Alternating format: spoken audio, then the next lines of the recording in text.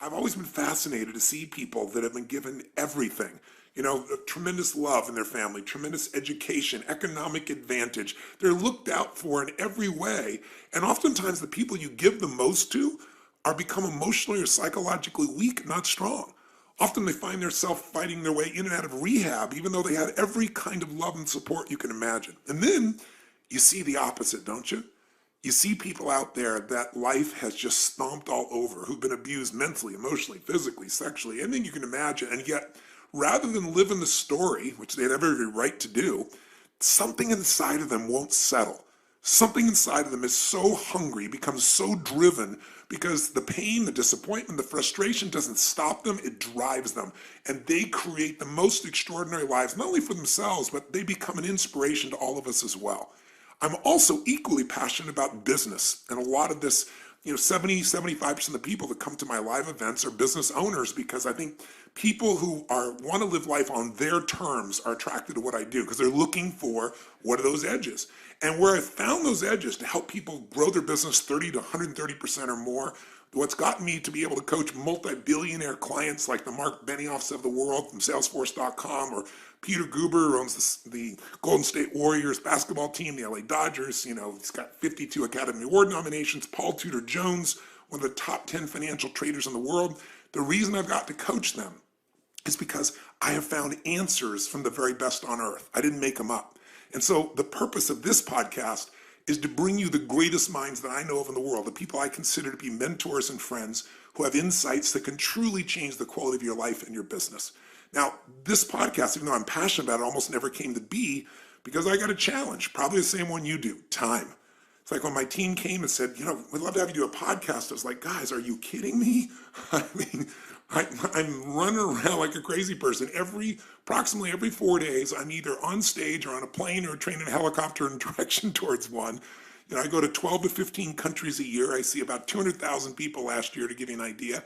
And, I also have 18 companies, 12 that I actively manage. And of those 12, we have more than 1,000 employees on 3 continents and 6 different industries, I think 7 now actually. And, and we do over 5 billion in sales. And I started out with no business background and no even desire to do it. But I did have an obsession with wanting to find a way to do more for other people than anyone else is doing, to find a way to add more value. So I want to bring you those people. And of course I want to do the podcast, but it's like, where do I do this in my spare time? And so I first told my team no. But then, people kept talking to me about a program I used to do called Power Talk. And I did it for about half a decade, where at that stage of my life, I interviewed all these brilliant people, and it's still a favorite product for many people. And I thought, well, I could do this. I could bring the greatest minds to you if I could get some leverage. And so last year, the way we did it is we created our co-host who did the actual physical interviews. I set it up and gave people the frames and the follow-up. And that was Anna, and she did an amazing job. I'm very grateful to her. But this year, I'm going to do some of the interviews as well, and I want to mix it up. And I thought, who better to do this than my own personal right arm, the woman who I pitch and catch with every day, woman who's one of my best friends on the face of the earth, and for Bonnie Pearl, her best friend on the face of the earth, and somebody who literally knows what I know. She's the person, along with Diane Adcock, who runs my creative department. Mary Buckeye is her name, or Mary B, as she's affectionately known to all the different partners and employees and associates we have all over the world. Mary is the person that we're constantly brainstorming together to figure out, how are we going to take this message and tighten it? How are we going to strengthen it? How are we going to get through to people here in China, different than people in Australia? And so we literally have times we travel the world together with our mission, and we have times that it's 24/7, those nights, those all-nighters as well. So I thought she would be the perfect person to do this, because there's also not somebody who knows me better, knows my thoughts, can help me extend this and get this information to you, but also not anybody on the face of the earth that I respect or love more as well. So with that ado, let me introduce to you, and I should give you her background for 1 second, then I'll introduce you to Mary. And that is, she was a Division I extraordinary athlete, captain of her team in soccer, and tremendous softball player. And then she left that to go to work with ESPN, and literally, she launched so quickly. They gave her some of the most important interviews. One of the first interviews she did was with a young man just coming to the NBA called LeBron James. So they gave her some really interesting and challenging pieces. And then after 8 years there, she left to go work with a gentleman who's one of the world's great adventurers, who literally explores the earth everywhere. And she got to explore all the corners of the earth with just a brilliant man. She has a great and varied background. but her heart, her soul, her commitment, and her mind and brilliance, I want her to be our co-host here. So here she is, without further ado, Mary B. Mary Buckeye. All those compliments, Tone. And really, I'm just like human Velcro to you. That's my biggest. That's my biggest achievement, is living this life in your shorts pocket, traveling everywhere with you and Bonnie Pearl. Yes, you are my Velcro friend, and you read my mind, so I'm very, very grateful. So let's talk with our team here in this first podcast, and we're going to do part of this together, and then I'm going to leave it to you. But let's start with, let's talk about who this is and why are we bringing this person out for our interview for the first part of this second season. I am delighted to tell you why, Tone, because this is a human being who is a graduate from Brown University, and not a standout athlete in one sport, but in three. And again, at Brown, which is not exactly a safety school over there in Providence. So graduated with a degree in psychology. We love to talk to her about picking the brains of other human beings. She herself then went on to become the #1 triathlete in the entire world, even though at age 23, she says she still could basically only swim to save her life. Never had any technique coaching training, never got in the water, never got in a pool. And then she comes on to be the world #1. How do you do that, Tony Robbins? You're going to love this because that's what we asked her. We dug into her psychology here, and you're going to fall in love with this lady because, listen, you're a business owner, many of you. You're an athlete yourself, or maybe were at one time, and maybe didn't take all that you had from athletics to the next part of your life.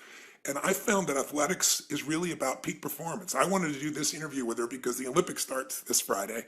And I think it's an opportunity to think about this. These are the greatest athletes in the world. These are people that had a vision larger than anybody else, but they didn't just talk about it. They didn't get enthusiastic about it. They figured out how to convert that absolute vision into reality where they competed with everyone on earth. And now they're coming to this final competition. There's very little that could be more inspiring, but to hear this woman who couldn't even swim, barely keep her head above water, deciding, just making that decision, just like starting a business, just like saying I'm going to take my company public, or I'm going to make $1 million or 10 million or $1 billion. You know, there was no reason that she should be able to feel certain she could do this, but she made the decision within herself, and then she went on the journey. And this interview, I think you're going to be very touched by. It's one that I don't care if you're a business owner or if you're an employee for someone else, or you're a mom or a dad, or you're an aspiring athlete, or you just want to go to another level. It's a reminder that any of us can go from the worst to the best if we're willing to pay the price and if we understand the fundamentals of how to coach ourselves and get quality coaching to get from where we are to where we want to be. And by the way, if you are a business owner, you're also going to be driven by this podcast because we're going to dig into her psychology, not how she went from doing what seemed impossible to making it real, turning her vision into reality, but also she's now the world's greatest coach. I mean, if you want to become a triathlete and you have the money, the time, the energy, and the true commitment, the first thing you want to do is make a journey to Boulder, Colorado to see. To Boulder. That's right, to see if you can get Siri to take you on. So I'm going to ask her, how do you build a championship team, an Olympic championship team? How do you recruit people? How do you know if they're the right ones? How do you know when to let go of them? All the things you have to do in your business or maybe even in your personal life as well at times. And how do you build sustainable success in anything? You were telling me a quote about her. What were you saying? I was saying that I think that what the essence of Siri Lindley really is I was listening to an interview, watching that she did on TV, and she said she basically went from being crappy to being, in her words, on the top, basically, which is, as we know, the #1 world ranking. So if you want to go from being crappy to being #1 in the world, you better listen. Take a few notes here. Big Tone. Here's the pathway. So without further ado, meet Siri Lindley. Hello? Siri? Oh my God. We have Tony. contact. Oh my goodness. Sorry for the logisticals. Oh my God, no problem. I am just, Tony, I have to say, this is like a dream come true, just hearing your voice on the other side of the phone. I seriously I can't understand if this is a dream or not, because you're highly responsible for like a lot of anything at all that I've done. Oh, you gotta be, that's a compliment because I've been so excited to talk to you because your history is so unique. And, you know, my whole life is about finding people that just make decisions and then make the impossible happen. And you've done that in your life multiple times. So it's really a privilege to have you on the podcast, and I really appreciate you taking the time. Oh my God, it's such a great honor. So really, thank you so much. I mean, a lot of what I learned from you helped me to have the courage to make those decisions that I had to make. So really, thank you very, very much. Well, you're very kind. You give me more credit than I deserve as all your hard work. But no. let's jump into it right away here. I've kind of done an introduction in advance of you here to kind of save you some time, but Let me just repeat it for those who might just be joining. You are a human being that has done things most human beings would think would be impossible. You go to Brown, you're a three-sport athlete. Give me the genesis of this decision, because a lot of our listeners are business owners, and they've got to make decisions where they can take what seems to be impossible and make it possible. It's the same metaphor. They've got to build teams. They've got to recruit people. They got to know who are the right people. They got to figure out how to inspire them and motivate them to follow through. They got to build a culture. You've done all that at the level called Olympics, at the level where the very best on the earth has done it, and you've done it competing against people. So I'd love to start, if we could, with a little bit of your journey. Yeah, I heard, and as I understand it, that at one stage, even though you're not a swimmer, you decided you're going to become number one in the world as a triathlete. Tell me how this comes about, and tell me the role that maybe coaching played along the way, because I know you had a pretty extraordinary coach. Yeah. Well, in the beginning, so I had been a three-sport athlete, field hockey, ice hockey, and lacrosse at Brown University, and I loved it, and that was amazing. But there was something inside of me, I think, that I've always kind of doubted myself, and I've always been afraid and a little bit insecure. And I think part of my journey was that I needed to do something that was going to show me what I was capable of on my own without a team around me. Like as a team, you win a game and you know that you were a part of it, but you don't really know how much of an Yeah. input you had towards that win. And so when I learned about triathlon, I had a friend that was doing a triathlon and she asked me to come watch, and I had no clue what it was. And I showed up and I saw all these people of different ages and different sizes and different abilities. And I just thought it looked like the most incredible challenge. These people pushing them to the limits just to find out what they were capable of. So I started training for it, but I didn't know how to swim. The only swim I'd ever really done was swanning with my mom, which is like keeping your head out of the water, because she has this beautiful blonde hair and she didn't want to get it wet. And so she'd just like do breaststroke with her head out of the water. So when I got in the pool the first time and I had told my friend, look, I really want to do triathlon, she took one look at me and thought, oh God, this is going to be a big project. I didn't really tell anyone how far I wanted to go or what I was dreaming of. But as time went by and I had been training for a few months and I was a complete disaster basically in all three, I just knew, in my heart and in my gut that I had to do this and I had to take this as far as I could possibly go. And I told my mom that I wanted to be the best in the world. Which is crazy. She kind of laughed at me because she had seen me practicing. Um, so When your mom my doesn't first believe in you, it's not very promising. exactly. So that was a little scary for me, but I thought, no, I'm still going to do it. And I flew out to Colorado. I'd been living in Massachusetts at the time, and I flew all the way out to Colorado because I wanted to do a race where no one knew me. And I did this race, and the first thing, they line you up and you have to kind of put yourself in the group of your same ability. But I had no idea about what swim times were or what 100 meters was. And so they asked me, what lane are you in? And I said, I don't know. I don't know. And I was getting all nervous, and all these people were lining up behind me. And they said, you've got to tell me, are you a 120 per 100, 130 per 100, 140? And I'm like, I don't know, just 120. And I got myself in this lane because I didn't understand what that meant. And it had, oh my God, it was like all these amazing swimmers with these like triangular backs, and they looked so fit. But I was such a dork at the time, and I still am, that I was so eager to have my best race that I just stood right up at the front of all these, gods with these triangular backs and started the race in front of them and got absolutely pummeled on the swim. And it was just like, it was the scariest thing, but it was awesome because after about this swim was done in a pool, and so I was just getting pummeled every time they went by me. But the great thing was that when I was only halfway through my swim, they were all done. So I actually had the whole thing to myself. I was just so excited. My mom standing on the side of the pool with my spandex pants, which again, terrible mistake. I'm trying to get in my spandex pants and I'm all wet. So I get on my bike and I'm hammering away on this, heavy 100-pound bike, but loving it. And, but people are looking at me funny because I'm grunting and groaning and obviously don't know what I'm doing. And I get off on the run, and I was thinking, okay, I'm used to this. I run up and down a field in field hockey and lacrosse. I'm just going to do what I do out there. And I was just doing these flat out 100-meter sprints as hard as I could go, to the point that gagging, and I'm huffing and puffing. And I covered the whole 5K like that, just these 100-meter sprints followed by a gag and didn't notice a thing. I crossed the line. I was just so thrilled. And my mom was there. She had packed up everything in the car, and she's like, okay, let's go. And I said, wait a second, the awards are at 1 o'clock. Like, we can't leave now. And she looked at me like, oh my God. My daughter was like, of course I didn't get an award. I was literally, probably last place. And I got home that night. Well, actually, that day I was just on cloud nine. It was like the greatest challenge of my life, and I'd just been totally inside myself the whole entire race.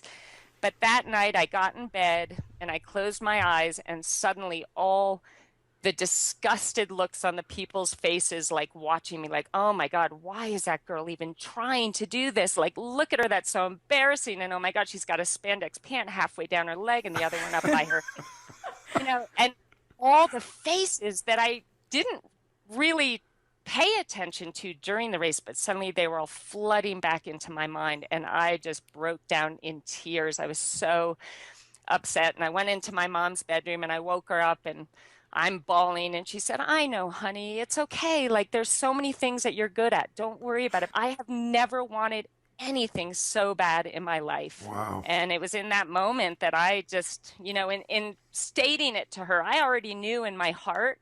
But there was just something about being so terrible at something, and all my insecurity, I was able to put it away during the race, but it all kind of came back with the looks on people's faces and that memory. And that actually really, really motivated me to just want to become, first of all, just proficient in this sport that I so desperately wanted to be good at.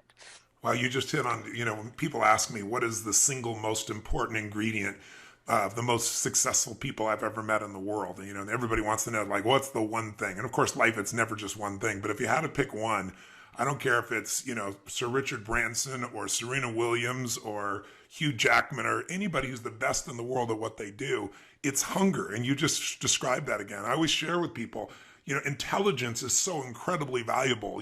Physical strength and skill is so valuable. But there are a lot of intelligent people who can't fight their way out of a paper bag. It's that hunger that makes you just go far beyond anything you can imagine. Where does that hunger come from in you, do you think? I think it comes from, for whatever reasons in my early life, lacking the confidence, feeling like I wasn't really important enough, and almost feeling like I didn't belong in this world because I wasn't good enough, or there was no reason for me being there. It's kind of, obviously, as kids, the things we go through and how we perceive the things that we go through really affect our perception of ourselves. And but so many people, can I interject for you that series? So many people will look at that and they'll be destroyed by it. It's like disappointment either destroys you or drives you, right? And for most people, they let it destroy them. What is it in you that, in spite of all that pain, I understand the pain that helped to drive you, but why did you convert it into drive as opposed to giving up, which is what most people do?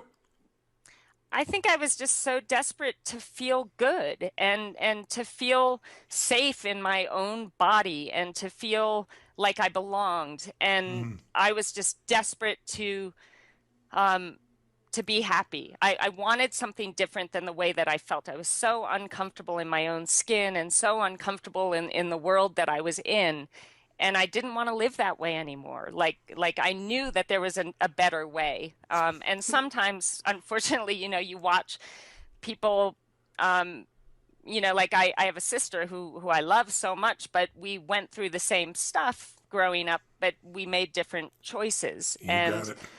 And sometimes I feel guilty in a way that, I've been so blessed in my life, but I do feel that it is a choice. You have to make that decision. I don't want to feel bad anymore, and so that's where the hunger came from. And it was more just, first and foremost, wanting to just appreciate and like myself, and feeling safe, because I didn't really feel safe in my life anywhere else. And I at least wanted to feel safe in my own skin. Wow. I think, for women especially, most men have no clue. I ask men very often in seminars, how many of you have been worried for your safety at one point in the last 6 months? And usually I get 3 hands, maybe 5 hands in a room of 8,000, 10,000 people. I ask women, how many of you have had a concern for your safety in the last 6 months? 99% of the room raises their hand. And so it's interesting that you converted this. So what you felt, this sense of, is it the strength that gave you the safety? It was the sense of mastery? I'm just curious. I think, I don't know that I went into the sport saying this is what I'm going to get out of it. Got it. I know that at the time, I was living my life out of a place of fear all the time.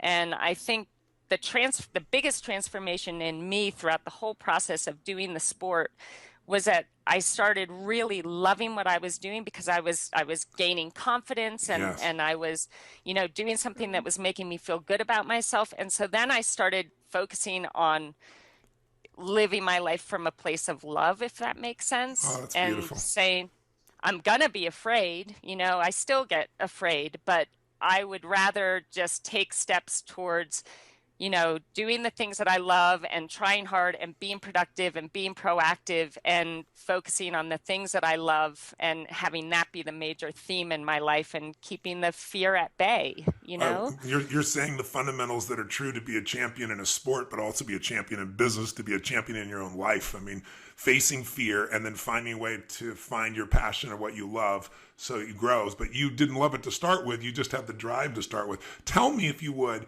I know you had a very special coach. Tell me the role the coach played. And did you ever think this is going to be impossible? I mean, you made this decisive decision, but tell me a little bit about what the road was like, the training road for this, because most people, I think, overestimate what they're going to do in a year, and they underestimate what they can do in a half a decade or a decade or a couple decades in life and in business. So, you got to put the time in. But tell me, how did you find your coach? How important was your coach? And where was your head at? And what role did the coach play? Because today, you're one of the best coaches in the world. For those that don't know it, if you want to become a triathlete and you have any intelligence and you ask around, you're going to find a Boulder man or woman to be trained here if you can. And you can hear by Siri's mindset and attitude how much people love her. She's beloved in the community besides being respected. Some people are respected but not loved. You're respected and loved. And it's so obvious why, getting a chance to talk with you right now. But tell me a little bit about your coach. Yeah, Siri, I'm going to pop in here. It's Mary B. And Tony and I listened to a previous interview last night with you. And I was touched when you told someone else, you went from, quote, being crappy to, quote, on top, basically, that's another little glimpse into your humility. On top, basically, you didn't say it, but you were world number 1 2 years in a row. Being crappy to world number 1. What did Brett Sutton have to do with that?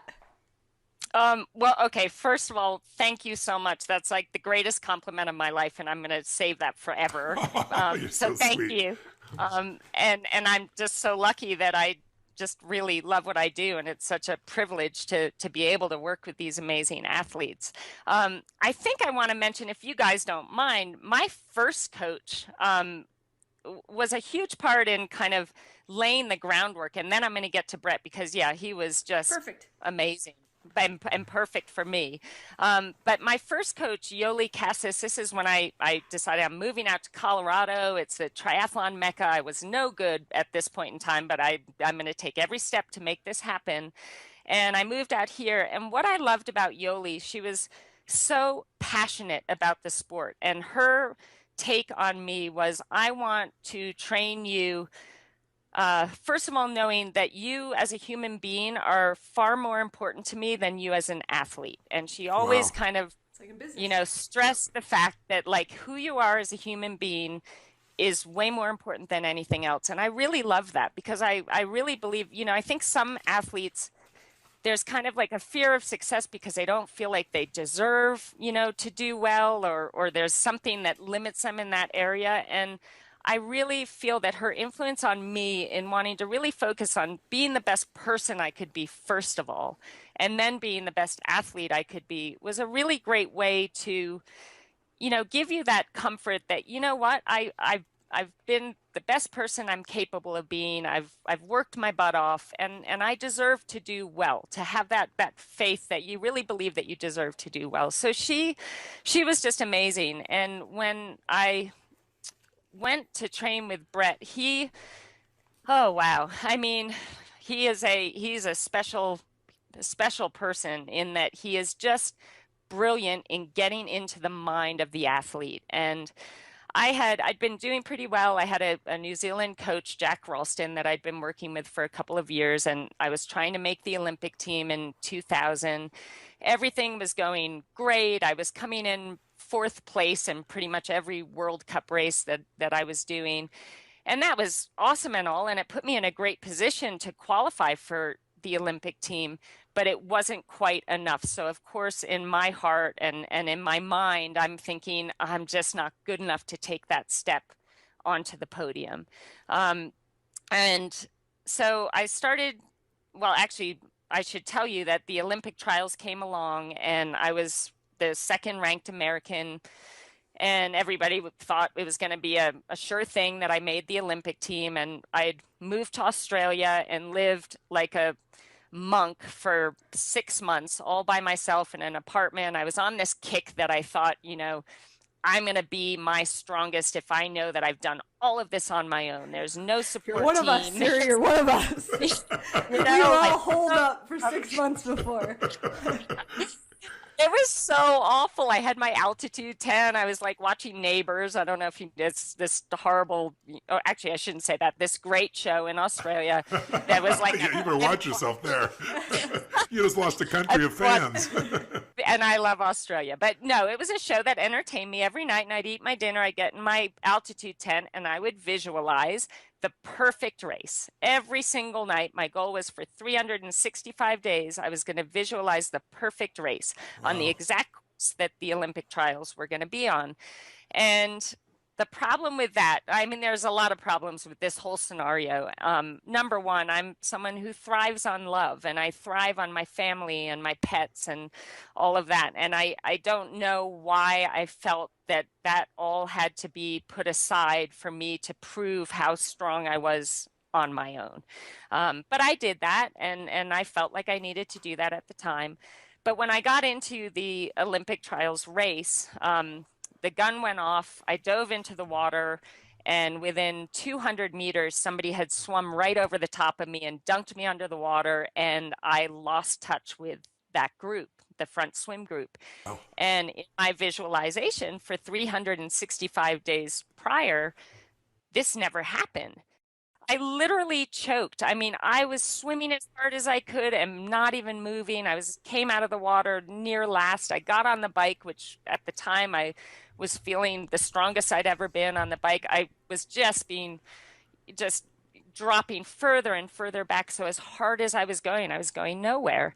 And this was a really pivotal moment for me because, after the race, everyone's like, what happened? Are you sick? Did you have a flat tire? And I knew in this moment it was so important for me to be accountable to me and to acknowledge what really happened. And that was that I choked. I had made this race the be all end all for me. It was everything I ever dreamed of. Was just purely focused on me and making the team, and it was too much. And, it just got the best of me, and I froze, and that was my Olympics. I didn't qualify. Well, I qualified as an alternate, but I wanted so much more than that. But I think in acknowledging what happened, that really allowed me to move forward. If I had tried to fool myself and make up an excuse as to why things went wrong, I think I just would have, I wouldn't have gotten any better. So I acknowledged that I choked. And at that point, another one of the athletes that I used to race against, Loretta Harrop, who's Australian and watches Neighbors, she felt really bad for me. I think she knew how badly I wanted it. And she wrote me a letter and said, look, if you come and train with my squad and my coach, I know he can turn things around for you and help you achieve what you deserve to achieve. And so I wrote him right away. I thought, wow, this is an incredible, honor to be invited. And I wrote him, and all I got back was, I'm, uh, you need to get here in 1 week to Switzerland. I'm the boss. I'm going to think for you. And, I don't know. I should have it in front of me to read it. It was very powerful. It was very scary. And so I flew home to the United States and literally, packed my bags and moved out to Switzerland to train with Brett Sutton. And here's the incredible, like I'd been training. I thought I had been training hard, but it was nothing like when I got there. And I think what he wanted to do with me, and maybe I'll explain if you guys are willing to listen to like my first couple of days, Yes. if I make. Yeah, please. Because what you're describing is this idea that so many people have the delusion of it. I always say the difference between a wantrepreneur, entrepreneur versus an entrepreneur is they all think their ideas are what matter. They think that if I just visualize, that's enough. And you and I both know visualization is an important part of training, but that's not enough. I mean, if this visualization didn't come close, if you don't back up your affirmation with discipline, you're deluding yourself. And it sounds like this entered you into a whole nother realm. And every business person I know usually gets into business with the purest heart, with a clear visualization, with a great dream to help and save the world, or, bring a product or service there and make a difference. But those ideas are not enough. Ideas are, a dime a dozen. It's the people that can execute, right? The people that can get themselves to do the things no one else does. And that's what you had to do. So when you started training with him, did it look, what was your mindset? I think I saw a video or an interview, one of them with you a week ago, where you were describing it, that when he was wanting to do the impossible. Is my memory right about that? Oh, like every single day. I mean, the first day, none of my bags arrived, only my bike. And so I'd been on the plane for 10 hours. We had a 2-hour drive. I arrived and he said, put your bike together. You're doing a wind trainer session downstairs with Loretta Harrop. And I said, oh, well, Brett, I don't have any clothes. Like I literally just have the clothes that I traveled in. And he said, well, you have your bike, so there's nothing stopping you. Get your bike set up and go downstairs. I'll see you there in 30 minutes. And so I had to go down in my travel clothes and my Converse shoes and got on my bike and had to do this 2-hour, like horrendous bike session. And the horrible thing was, I got down there and I'm like, oh, cool, Loretta's here. I can feel like a little safe because my friend's here. And I walked into that room. She didn't even look up at me. She had her head down. She's hammering away on the turbo, doesn't even say hello, doesn't like laugh at the fact that I'm in my travel clothes riding my bike. She just ignored me because she was in the middle of the session. And I'm like, oh my God, I'm so taking scared. every ounce of herself just to get through it, probably, right? Yeah. And I guess, that's what I learned. That's how we do things. It's laser focus. You do the session, you get it done. So I did that session. And then it was time to go to bed. I mean, this was pretty late in the afternoon. So I woke up the next morning and the plan was we're going to ride 25 kilometers down the mountain to the 50-meter pool. And I thought, oh, cool, great. I can see if my bike's if my bike's working. We drive down to the pool, and I had been used to swimming maybe 3,000 meters a day swimming, and I thought I was doing a great job. Well, we did 6.5K, so 6,500 meters that day. It was all hard. Everyone was faster than me. And I thought, oh my God, I'm going to die. But I was like, okay, I can have a nice breakfast after this. We're going to drive home and I can relax. And so we get out of the pool, I shower, I get changed, I come out and I turn to Loretta and I'm like, where's Brett and where's the van? And she said, oh no, we ride home. This is our bikes, our transportation. We ride home. And I'm like, oh my God, up that mountain. And she said, yeah, don't worry about it. Go with Jane. She sucks. Go with Jane.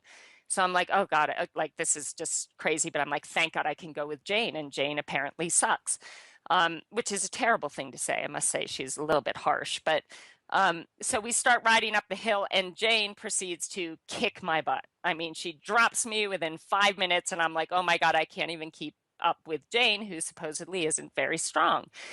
So we ride 25K back and that took, about an hour and a half because it was just up this huge mountain. I get home, I get in the bath, I eat a big lunch, and there's a knock on the door, and it's Brett again. And I'm like, oh my God, like I'm going to die if he asks me to do anything else. And he said, it's time to run. So come on upstairs, I'll meet you in 10 minutes. We're leaving then.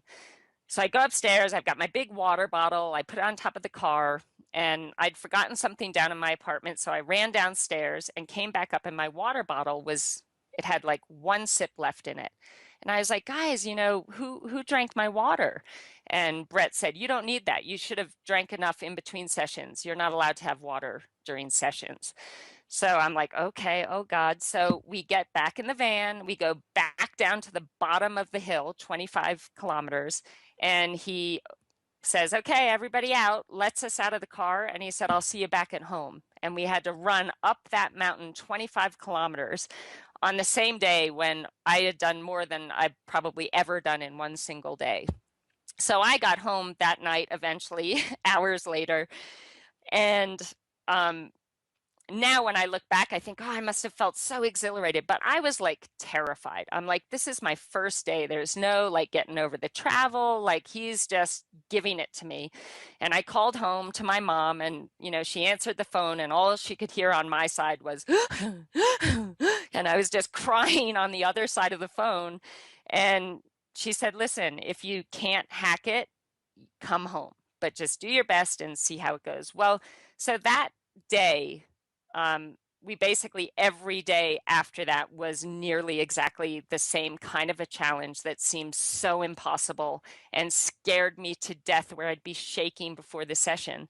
But each day I was able to finish it and I was able to accomplish whatever task he laid in front of me.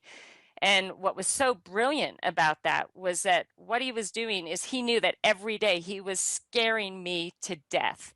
But he also knew that every day I stepped up to the challenge and I did what he asked, and I was successful in overcoming that fear and making it happen. And I tell you, that was just the most powerful, powerful thing I could have ever received from that experience because my problem was I didn't think I was tough enough. I didn't think I was strong enough or, brave enough to make these amazing things happen. But over a 3-month period of time, I was proving to myself through his guiding me that I could. And that was incredibly powerful. So I'm very grateful for the experience. Siri, one of the things that you just outlined for me was an important distinction that I want people to have, which is so often in life, people don't begin something because they just don't believe it's possible. Something inside of you wanted this. You had this hunger that, in spite of your fears and your uncertainties, pushed you through. But one of the things I try to tell people is a belief is a poor substitute for an experience.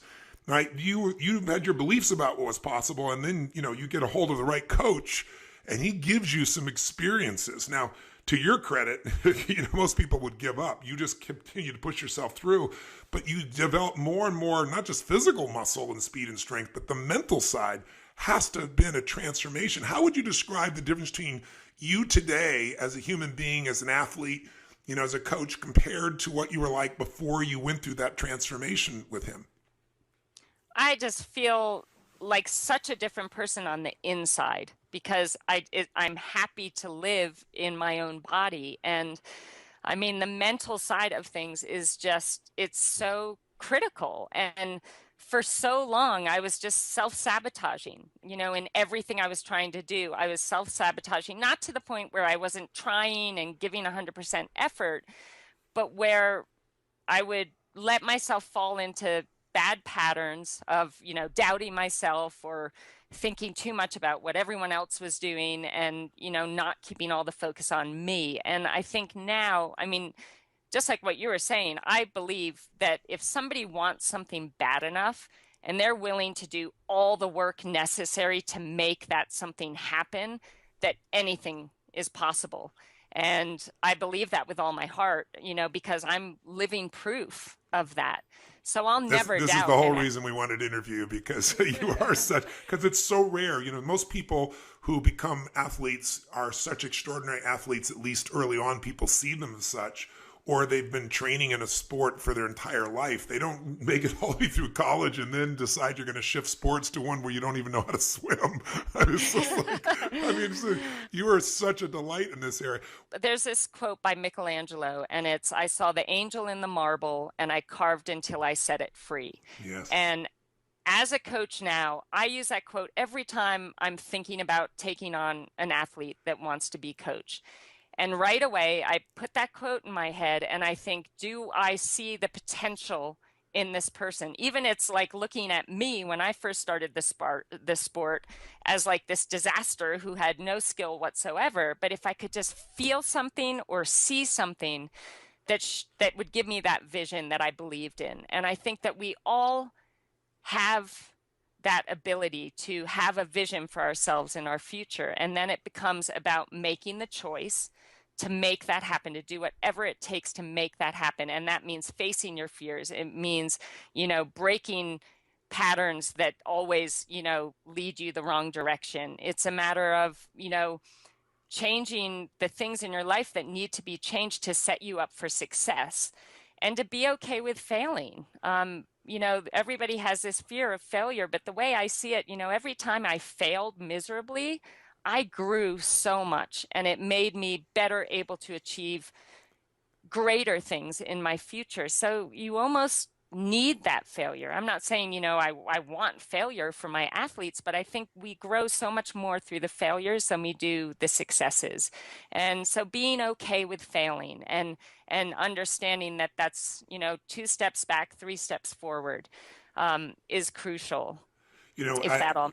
what you're talking about is exactly the same for the business owner. That's, their capacity to be able to face their fears, their capacity to step back up from all the disappointments, their capacity to, compete in the marketplace and lose and still get back up.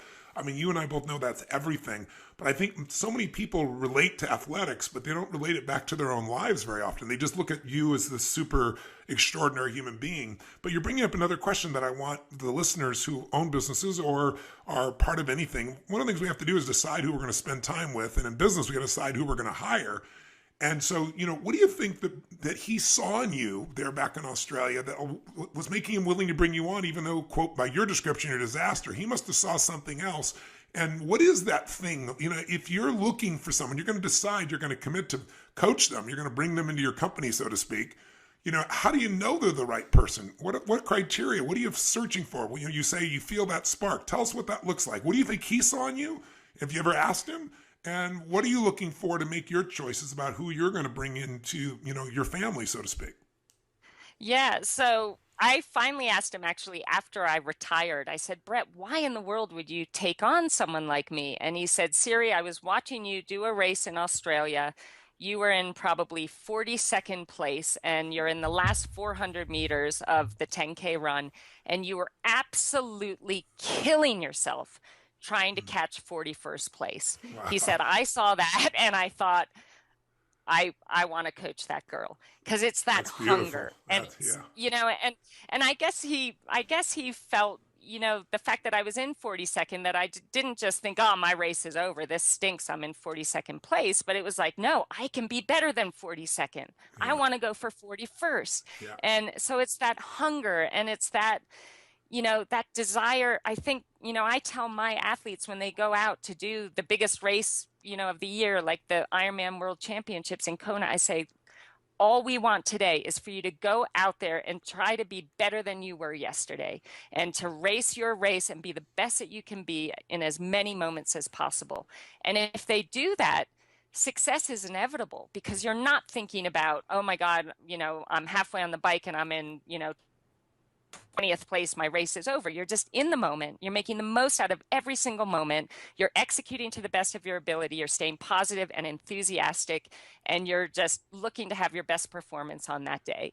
So as far as, taking on athletes, I think some of the crucial characteristics are having that hunger, having that passion, having a really solid work ethic, having respect for their teammates. And actually one of the most important things is having that appreciation for this amazing opportunity that they have to train at this level, to race at this level. The fact that we have, 2 arms and 2 legs and we're able to swim, bike, and run, having that appreciation for the everyday and all the things they're able to do every day. Because I think that's key. It's feeling like what we're doing is actually, it's a great privilege to be able to do this. I know what was my main motivator in races after I started training with Brett, and something that changed, how I went into races.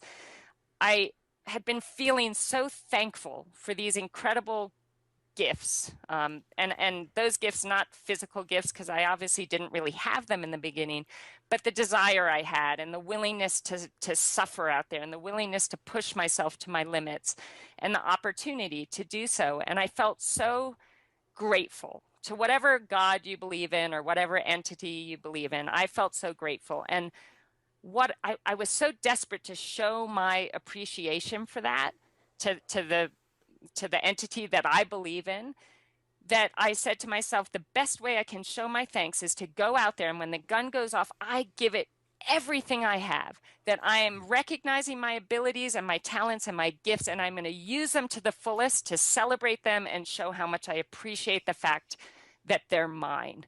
And that changed everything for me, because it wasn't about, I have to make this team, I have to win this race, I have to make a paycheck. It was about, I just want to show my thanks for what I've been blessed with or what I've worked hard for, and the fact that I'm able to do this. And I really actually, now that I'm able to be a little pickier in choosing who I want on my team, I want that kind of perspective. And it doesn't make anybody weaker. It doesn't make anyone, less tough or less relentless out there. It just is a much more positive environment to work in. Plus, I believe. You know what you do is you become proud of yourself as a human being. So often you hear people talk about, I have no self-esteem because of what people said to me when I was a child or something. And I was like, It's so convenient you remember those things and you forget the good things. But here's the truth. Someone could tell you your whole life you're beautiful and you're magical and you're skillful, and you can still not believe in yourself. And someone can tell you you're a total piece of you-know-what, and you can say, screw you, I'm going to show you who you are. We're not controlled by what people have told us. The only way to have self-esteem, which I hate the term, but inner pride, is to earn it. And the way we earn it is by pushing ourselves beyond anything we think we're capable of, which is why I wanted to interview Why You're So Beautiful. Coach John Wooden, as you probably know, is one of the greatest college basketball coach in history, won 10 out of 12 NCAA national championships, 88 games in a row, and with different players. It's not like the NBA, right? Every year you're losing some of your players, the college players. And I interviewed him, and I asked him one time, I said, I interviewed him about 4 times over my lifetime. And I did the last live interview with him, which was very touching. But the bottom line is, I asked him, I said, which team is the one you're most proud of? And it was interesting. I thought he was going to tell me the team of Kareem Abdul-Jabbar, and the one that most people know is the most famous team. And he named a team I'd never heard of. And I said, why? And he said, because Jabbar and those guys were wonderful. They were champions. But he said, they did really well, but this team maximized their potential. He said, I always taught these young men from day one that there's only one way to know whether you won or lost, and it's not looking at the scoreboard. He said, because there are going to be days when the other team may get lucky. There may be days when you get some bad calls. That's just part of the game. So there's only one way to know. And he said, the way you're going to know is if every single moment in that court, you ask yourself, I gave every ounce of my soul for every minute I was on that court, then you've won. And he said, if you do that every single time, you don't focus on anything but giving everything you have, he said, more often than not, you're going to have the highest score. He said, but most importantly, he said, you will know what victory is. If you got the highest score and you didn't give your all, you lose. He said, the way I taught these men is what we give, we keep forever. What we fail to give, we lose for a lifetime. And I think you've really lived that. I'm inspired by you personally. I think you're just such a beautiful soul. I just have to say, and I'm sure everyone listening is inspired by you. You are the perfect example of we are the creators of our lives. We are not the managers of our circumstance if we're willing to push through the pain, the suffering, the fears, the limits, and if we're willing to be in a position where we really have something that we really want to serve larger than ourselves, something we want to achieve, something we want to give. Phenomenal, truly phenomenal. Truly phenomenal. And I gotta say, just listening to you guys, I can't tell you how much, Siri, as you talk about how you recruit your athletes, how much it reminds me as someone who works for Tony. It's like talking to Tony, like all these little isms that you have. Just when you told the story about, if you called it choking, but owning it. And it's like, that's everything. If we screw up around here, the first thing that Tone will tell us, any of his employees, is take accountability, own it, and grow from it. And even just, Siri, watching you telling all your athletes when they get in the pool to have a purpose for practice, not just recording junk miles. And it's like, we don't have a flash meeting, we don't have a conference call, we don't have anything without Tony saying, know your outcome. Like, what's the point if you don't have a purpose, if you don't have an outcome, if you don't have a point? And then lastly, of course, the human factor, just talking about people seeing you not just for as an athlete, but as a human being. And I think, it's again, Tony, one of the things that you do so well with your employees and in recruitment is just, these people are human beings at the end of the day and at the beginning of the day and all day long. We're still human beings. We still put our Converse on one shoe at a time. So just remembering that human factor, and it's remarkable, the similarities here. Sari, you're also just so touched by humility. I'm sure everyone listening is, but it's a rare thing, unfortunately. A lot of athletes, as they get better, they lose that edge. And I think it's probably what makes you such a great coach is that same caring that your first coach had for you as a person first, you clearly have for your athletes. And I can't compliment you enough. And that's really what's missing in so many companies. Richard Branson has always said to me, he said, Tony, it's your employees first, right? Then you go to your customers, and then it's your shareholders. And that's got to be the order in business as well. And I think when people fall in love with their clients or customers, when they decide they want to do more for them than anybody else, when they become as committed to that, being number one only happens in business when you find a way to do more for others than anybody else is doing. When you add more value, the value that people really desire. And you're doing that as a coach today. Tell me, what gives you the most fulfillment today in your life? Well, this is incredibly fulfilling. And first of all, thank you for all the kind words. And seriously, Tony, I mean, so much of it is from your guidance with the books of yours that I have read. I mean, I can't stress enough just how much they changed my life. And I don't even know what to say. You guys are just being so nice, but I'm incredibly grateful to be here talking to you. So now I've forgotten the question. That's okay. Just saying, tell me what gives you the most juice? What are you most passionate about? What are you most fulfilled by at this stage of your life? And, how is it different than when you were competing? Because that's another challenge for, just to give you an idea, business owners, one of the challenges they have is often they become a business operator. They're so doing everything in the business that they lose sight of the vision. They lose sight of what they're doing, and they never grow the business. You can go, to give you a metaphor, to a hamburger stand. You can come back 20 years later and the same guy's got one hamburger stand, and then somebody else has grown 100 of them, right? And maybe sold them. Yeah. They had a different vision, right? They didn't stop at some place. So I'm just curious. I know you've never stopped. I'm curious, what's different for you today? What fulfills you most today? What are you most passionate about today? And how is it different than when you were competing? In other words, instead of just running my business day to day, maybe I can elevate to a different level where I have more freedoms in my life, but I'm still really fulfilled. I'm still kicking butt. I'm just looking for that metaphor or that example in you in this area. Yeah, I think when I was racing, I was still finding myself, and I didn't really know who I was. And when I won my first world championship, I could have retired right then and there, because there was something that told me I found what I'm looking for. And that was my faith in myself and confidence and strength. But I kept going because I didn't want to be a fluke, and I was just embracing the incredible opportunity. And when I first started coaching, I mean, there was still, now I've gone into this whole new area where I'm guiding these athletes. And when an athlete comes to me, it's like they have their dream, and they're basically like putting it in my hands and saying, I trust you to help me achieve this dream.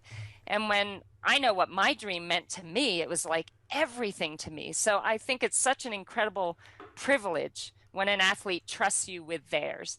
And so what continues to inspire me today, as it did 10 years ago or 11 years ago when I started coaching and as an athlete, was just wanting to be the best that I can be every single day, not just for me, but for these amazing athletes that have entrusted me with their dreams. And I feel, I'm asking them to perform at higher and higher levels every year, because the level of our sport keeps getting better and better.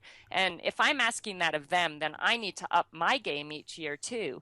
And so I get passionate about learning and passionate about, studying different sports and reading and, trying to find ways to strengthen myself and what I know and how I can do things. So that constantly inspires me.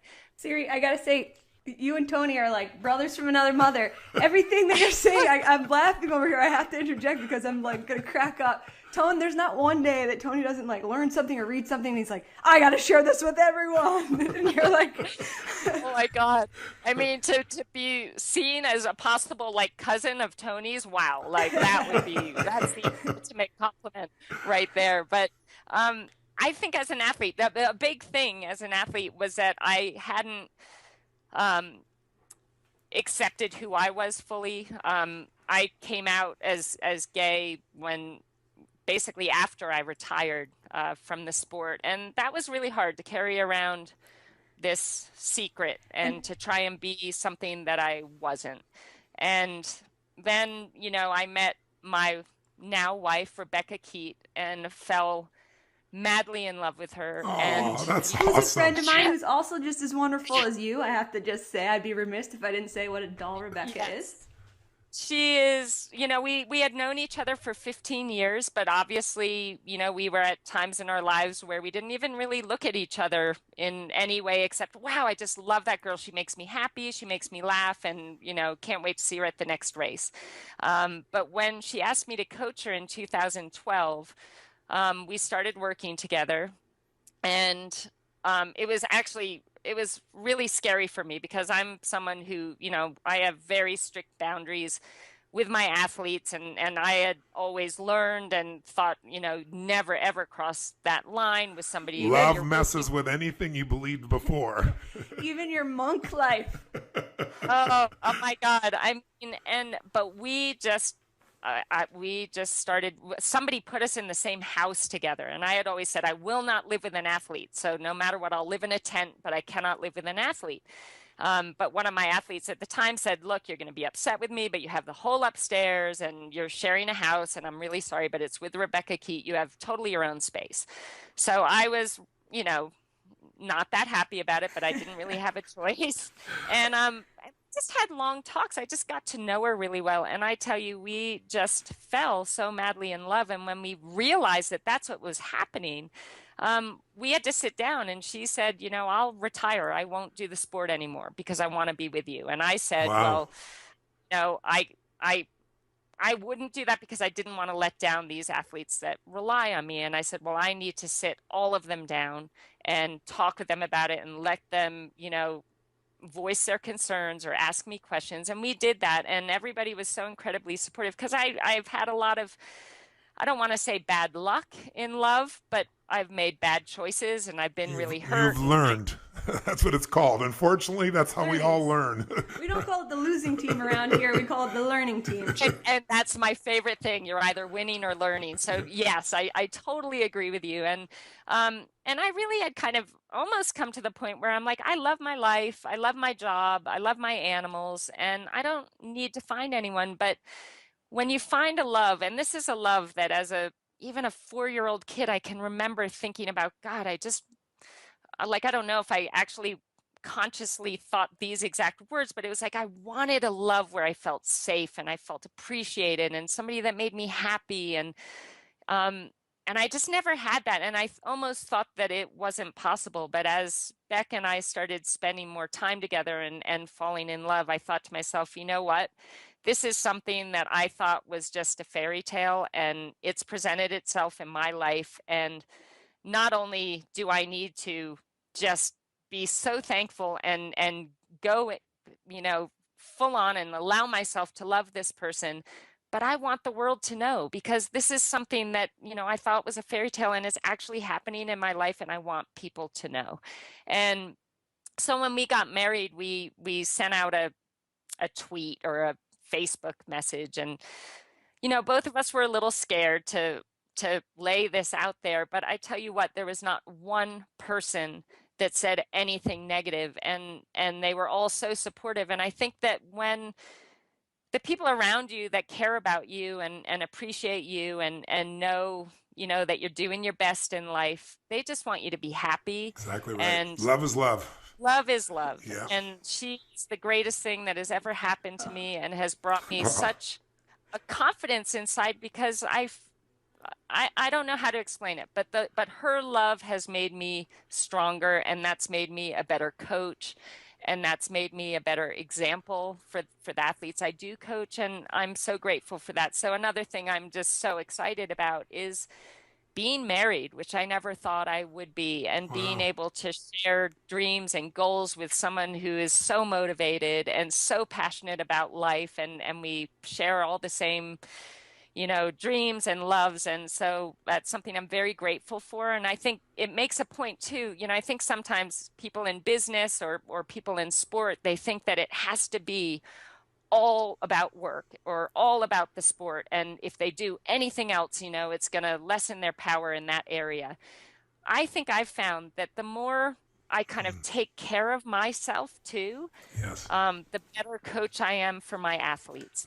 That the times when I have just been all just fully, it's all about them and I can wait, I'm not going to take care of myself. They come first. I'm actually doing a better job now because I'm taking care of me and I show up at work, excited and creative and clear in my head. And I just feel it makes you better at whatever it is you're doing in your life if you really are taking care of yourself too. It leads to a confidence and just an inner power that really does get noticed with the people that you're working with. Okay, you couldn't have a better life story. First you figure out that you're the worst in the world at something you at least think. You then figure the journey and how to become the best. You then follow other people to become the best at what they do, and in the end, you get the love of your life. Get the girl. Get the I girl. don't know what to say if I wasn't crying my eyes out over here, Siri. Jeez.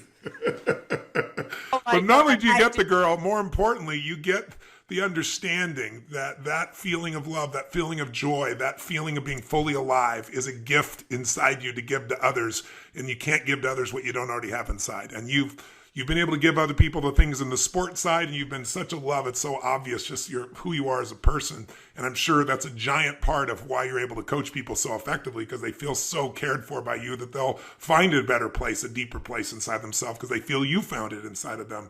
But to have you have that also, to me, nothing on earth is more important than love. And I'm so grateful that our society has finally grown up a bit where they understand love is love in whatever form and understand that that's not something the mind has a choice over.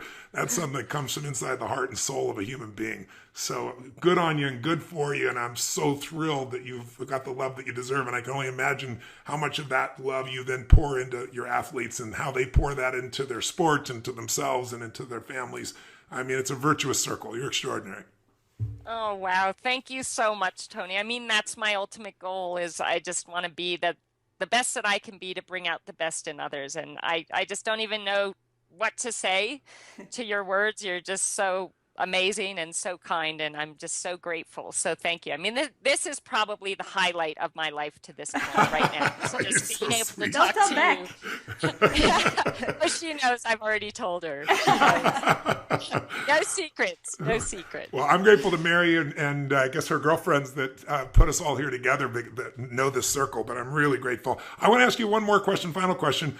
Knowing who our audience is, if I said, even though it's not necessarily your normal focus, I want you to help somebody. They just started a business.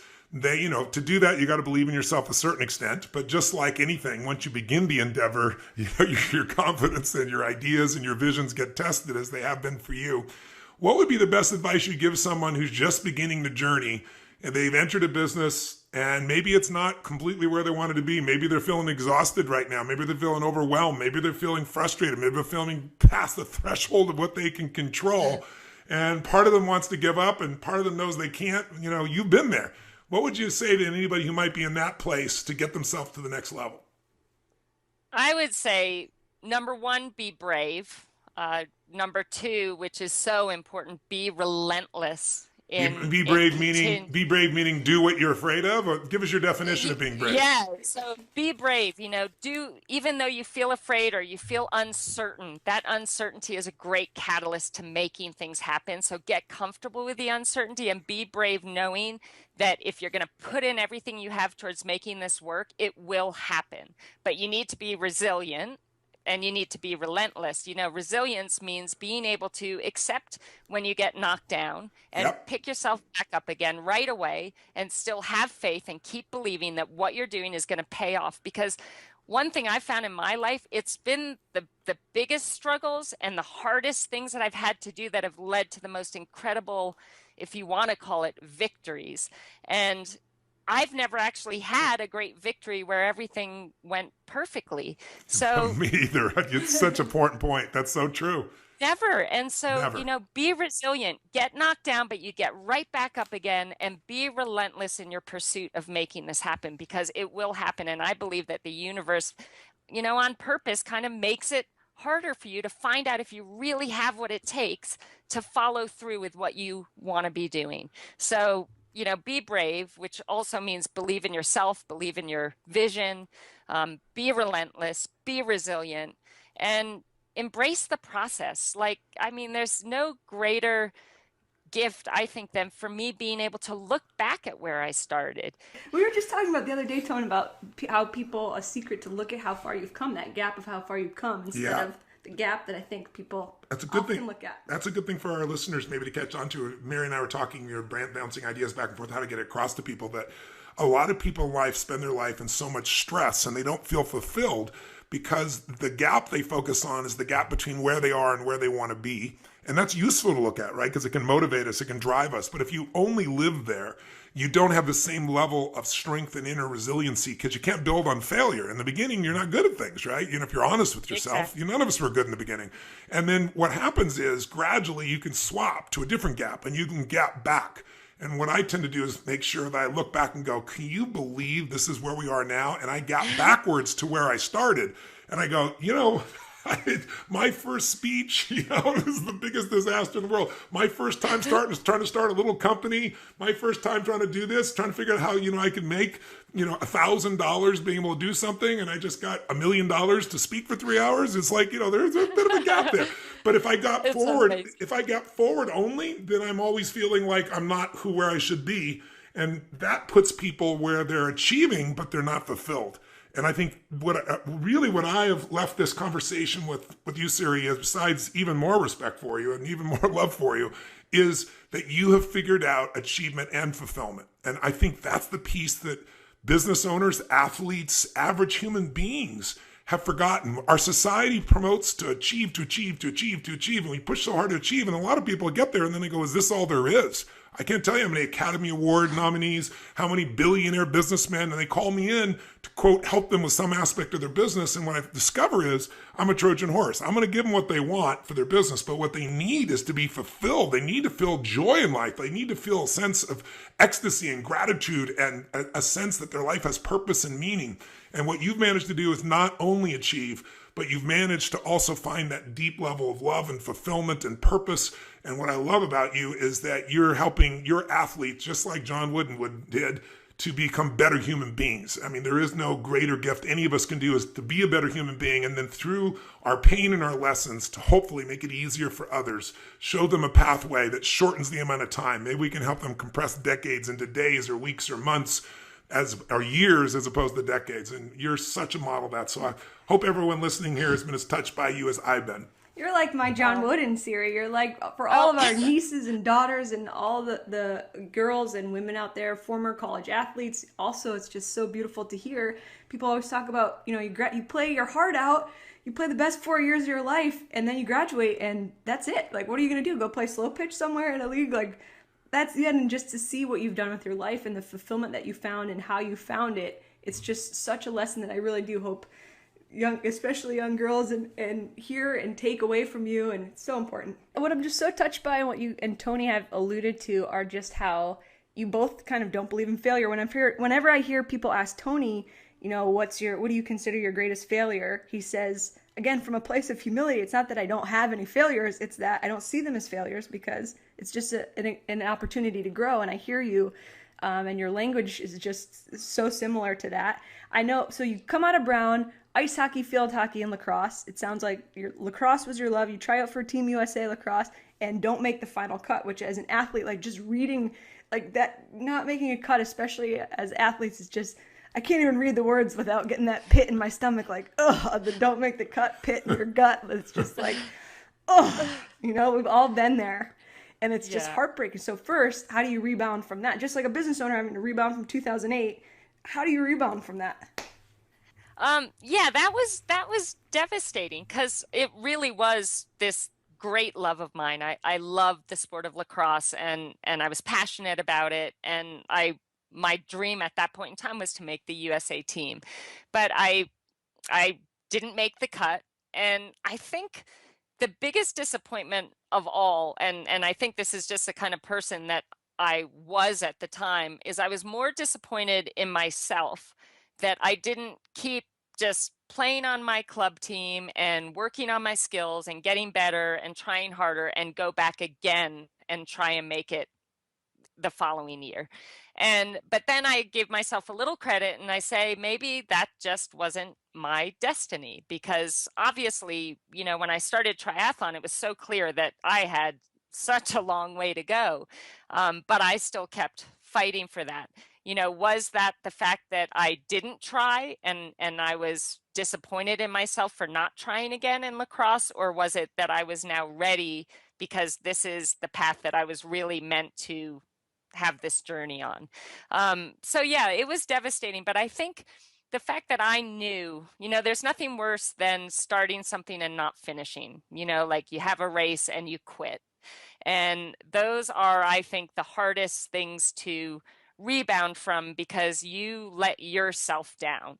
Um, but that's also a huge motivator. So when that does happen to you, and it happens to all of us quit in something at some point or fail along the way. And like you said, Mary and Tony, I know you believe this, we learn so much from those so-called failures that they really shouldn't be called failures. So yeah, I think that really motivated me to do it different the next time. And when I found out this love for triathlon, there was nothing that was going to stop me. No embarrassment, no terrible race. Nobody saying, oh, you don't look like you could be a triathlete. Nothing was going to stop me. I was going to stay the course and be relentless and be resilient and make it happen. So again, I think not making the team was one of the best things that could have ever happened to me. You're a better woman than I, Siri, because I tried out for the USA baseball team, made a bunch of cuts, didn't make the final cut, and my way out was, at the time I was writing a story for ESPN about it, so I kind of rationalized, like, after crying my eyes out of like, oh, I didn't make the final cut. Then I was like, fine, I'm just going to be a journalist, which led me to you, Tony. I'm so there. grateful. Yeah. I'm grateful for that path. You find the right path. You find the path that you're meant to be on, one way or another. Oh my God, and you're doing amazing things now. So that was like meant to be. And look at the amazing stuff you're doing now. So yeah, you put me to shame in a lot of ways, trust me.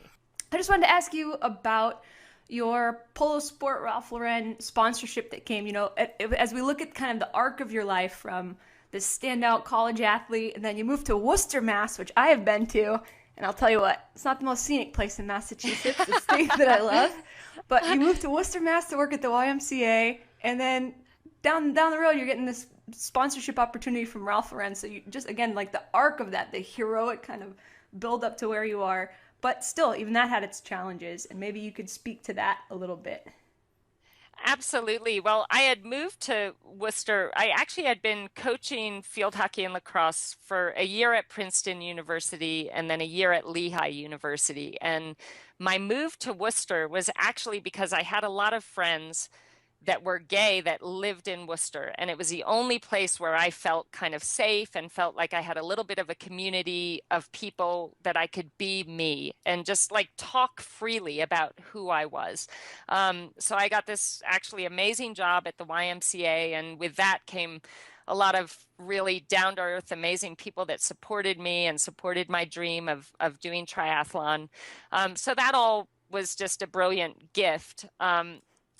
When I hadn't quite made it yet, I had turned professional in 1996. I didn't feel I was ready to turn pro, but one of my greatest heroes in the sport, Karen Smyers, who's a multiple world champion, said, Siri, you're ready. Just don't be afraid. Do it.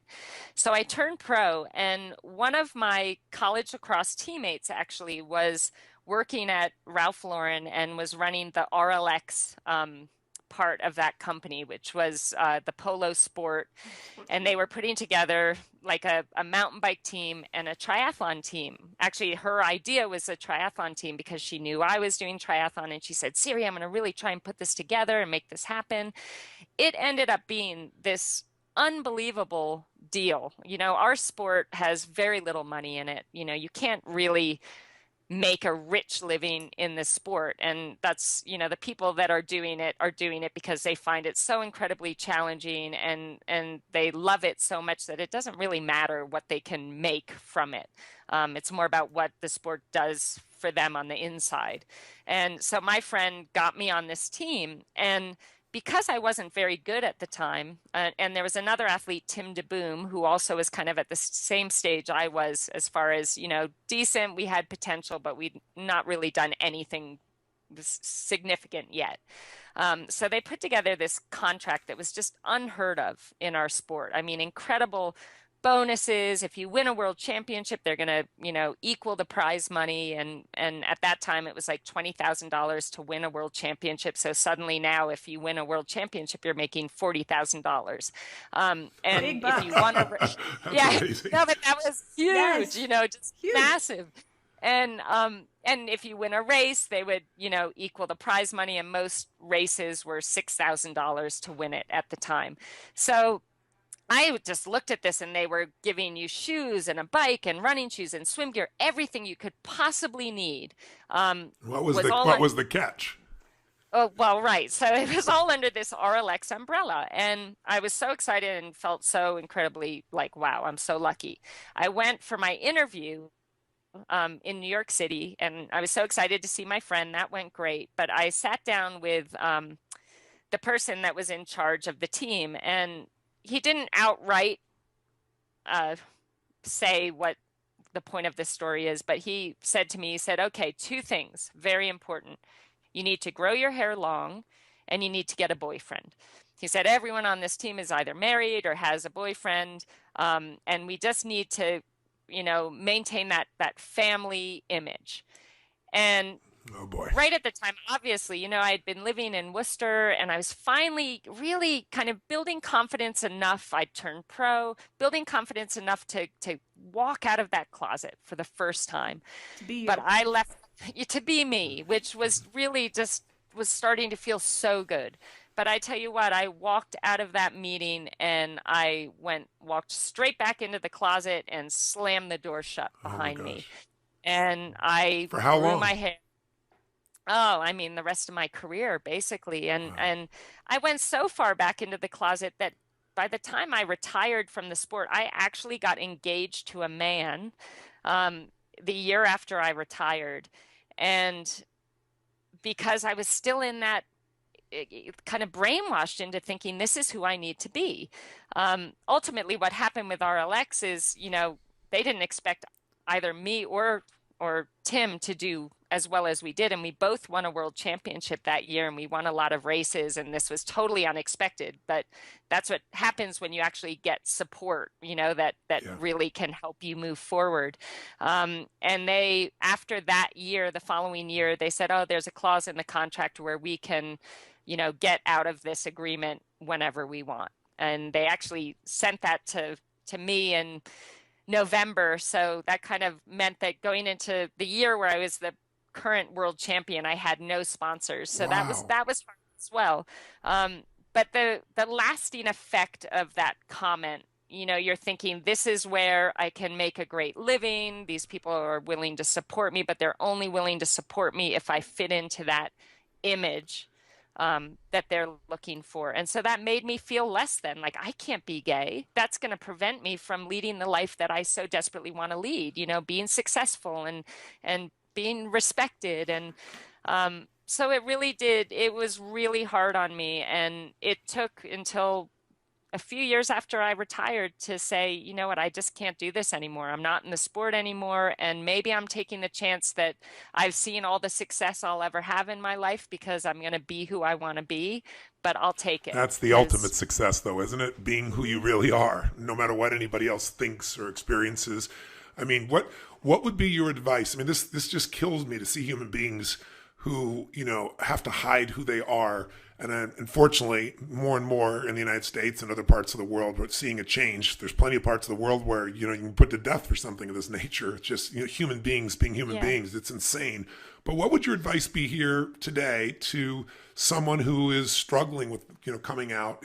Would you do it the same way again, after 10 years of, going backwards? And would you go through that? Would you step up? What advice would you give? And I can't wait to hear it, Siri, because I have to say I sat in Tony's Unleash the Power Within seminar in 2006. That was my introduction. And there's a process where you write down your limiting beliefs, the Dickens process. And Tony kind of tells a story of his previous limiting beliefs of, everyone, the generalized limiting beliefs of humanity. Either I'm too young or I'm too old or I don't have enough money or I don't have the resources And for me, I was sitting in there and you write it down in your notebook and then you share with the person next to you. And I remember thinking my biggest limiting belief, or one of them, is I'm gay. I can't be like this to either my family or my future employers or and then I was I can't even write this in my notebook because after I write it down, I'm going to have to share with the guy next to me. And I don't even know if I am really ready to have this be a conversation. And I think it's just when you have that struggle of I don't even know who I am. It feels it doesn't feel so esoteric to say I don't know who I am when you're when you're so strong-willed, and I am too, that there's a part of me that's screw it. I'll just marry whoever they want me to. It's not even in a lay down or a concession, but it's just well, if it's the achievement. It's if this is what's going to help me achieve this, then sometimes I think we just kind of go blind, and it's just you force it one way or whatever. I don't know, Siri. What would you say? Yeah. Well, you're so right. And in a sense, we're rejecting ourselves in that moment and pretending to be something that we're not. But I would totally do it differently now. But I think that it was so important that I did go through that because, I think it's my duty now that I am where I am to share that with people that are willing to listen. And I think that my story can hopefully help other people feel a lot more confident in being who they are. Because one thing I found, and you can even see it in amazing people, Ellen DeGeneres is someone that I just look up to. And once she came out. Yeah, we love Ellen. She's a dear friend. No, stop it. Oh my God. Well, she's just my most favorite celebrity in the world. But to see her, she went through that. She came out, she lost her TV show, went through kind of, I imagine, a tough time. But look at her now, and I feel that when we accept ourselves for who we are, and when we decide, what, I'm going to celebrate who I am and be who I am and not let anyone tell me that they don't agree with it. I feel at that point, when you're willing to give yourself that kind of credit and have the courage to be you, that you can achieve so much more. And so in my being able to share this story, I feel I kind of I achieved some great things, thank God, in the sport, and I worked hard for those. But I feel your possibilities in your life and what you're capable of achieving become so much greater when you are free and you can be you and you can be authentic and you can, really give all of yourself to the people you choose to have around you and the people that you are, sharing life with. So I think so maybe I wouldn't change the way I went through it, but but I like being able to, I'm writing, actually my book is coming out in September. And one of the things I really wanted to put in that is that how we were in our past doesn't have to be our story forever. You may be in a place that you're not proud of. I wasn't proud of the fact that I was completely in the closet and literally brainwashed myself to actually get engaged to be married to a man when I knew I was gay. But, I finally found the courage in due time to be me, and I changed what my life looked like. I didn't have to live that life. I didn't have to be scared. I didn't have to be shy. I didn't have to lie and say, yeah, I love me, whatever. By being me, I felt like I suddenly had way more ability to achieve the things I really dreamed of, then Doesn't it really free up energy inside you that now can be redeployed? The energy that's constantly monitoring to try and make yourself safe or make yourself be in the right place. My experience is, doesn't it unleash that energy for other things? It completely unleashed the power within me. Like seriously, honestly, it takes, and for me, I'm generally a pretty anxious person, or at least I really used to be. And yeah, having to hide and having to think about what you're saying to this person and how you talk to that person, it's exhausting. And when you finally free yourself of those chains, it's like, wow, I just feel like completely revived and rejuvenated and like I can achieve so much more. And you just have to stop caring about the critics and say, you know what, like it doesn't matter. I want to be me. I want to be happy. I want to be healthy. I want to be able to be everything that I dream of being. And you can't do that if you're hiding from yourself. Yeah, it's so true. So many times people say to me, and I just don't know how to love myself. I know I need to, but I can't. I always tell people it's hard to love yourself when you're not being yourself. And I think most of us have adapted. It isn't just someone who's living in a culture that doesn't accept you for something like your sexual preferences. People from every walk of life have. To me, that's one of the most extremes and unjust. But people have it based on color of skin. People have it based on whether they have money or not. There's so many things that human beings do, and our brains are trying to do that impossible task, which is make everybody like us, everybody agree with us, everybody support us, everybody love us. And it's just an impossible task. The only thing that matters is the people that you love, the people that, that are closest to you. They know who you are, as you said, and those are the ones that matter. But we have to pull that together. And sometimes there aren't many of those. Sometimes it's you and God, until you start to find the right friend. But they're out there. And I'm hoping that talking about this might stimulate some people to think about, what part of my life am I hiding from myself? What real desire or hunger, or, where am I conflicted? And, conflict is not a bad thing. The difference between the water and the wind is how you get waves. It's a beautiful thing. And that's what makes life feel alive. But if you don't confront it, if you don't uncover what it is that you're afraid of, or what it is you think you have to be, and find the truth that you're enough as you are, that doesn't mean you stay where you are. You might want to improve, grow, expand, transform, help others. But we all have, if we can't have that fundamental sense of appreciation of ourselves, it's really hard to truly consistently appreciate others. And so it affects every relationship we have, but most importantly, it affects our experience of life. So I hope those listening, if someone's in that dynamic of in the closet, I hope that you'll be one more example like Ellen, of somebody who was at the top of her game, was fearful. And in Ellen's case, she actually took the hit. She didn't want to, but she took the hit. But look where she is today, stronger than she's ever been. And she's free inside of herself as much as she is in the outside world. And that's why she's I see her such an incredible soul role model. Mary calls her lesbian Jesus, she says. Oh, yes. Amen to that. I'm taking that. Because she took all the pain for everybody and then made it cool to be a lesbian, or, it's pretty amazing. Yes, absolutely. Tony had a meeting with Ellen and Portia.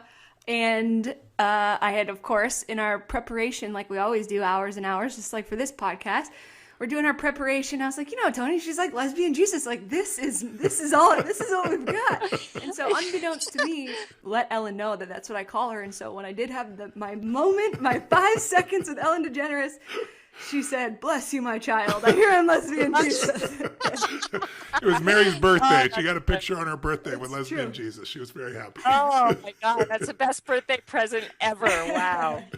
I love it. So thank you for the gift of your example and the gift of all you've pushed yourself through, and all the hard work and all the pain and all the joy that you've brought to so many people watching your victories and watching you grow. And I'm really glad that we have a ticket to your life where we got a little insight today.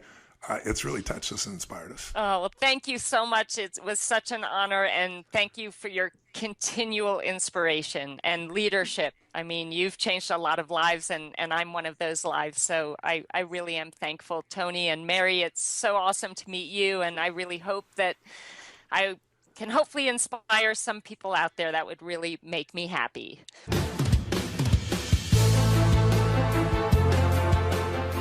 Well, you just spent 45 minutes or an hour, whatever we cut this down to, with an extraordinary soul. And I hope it inspired you as much as it did to Mary and myself. I mean, anyone who listens to this woman is reminded of the truth.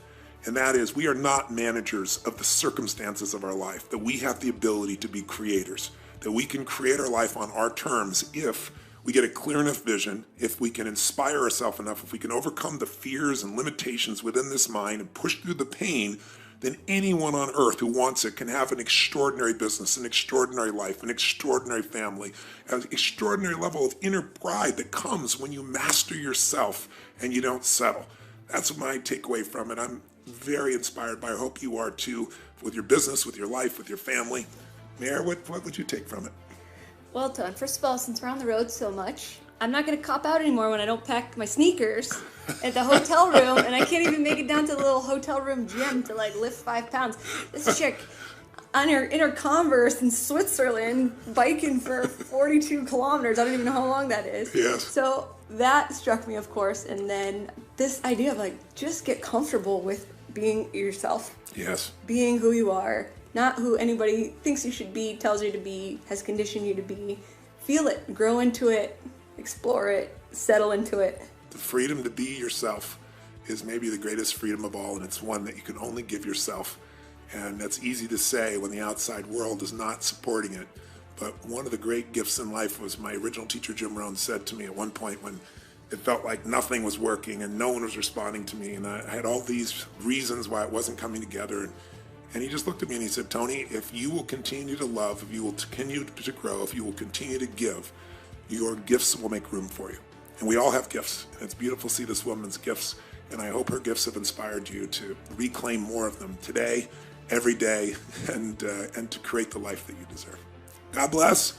We'll look forward to seeing you at the next episode of the podcast. Till then, live strong and live with passion.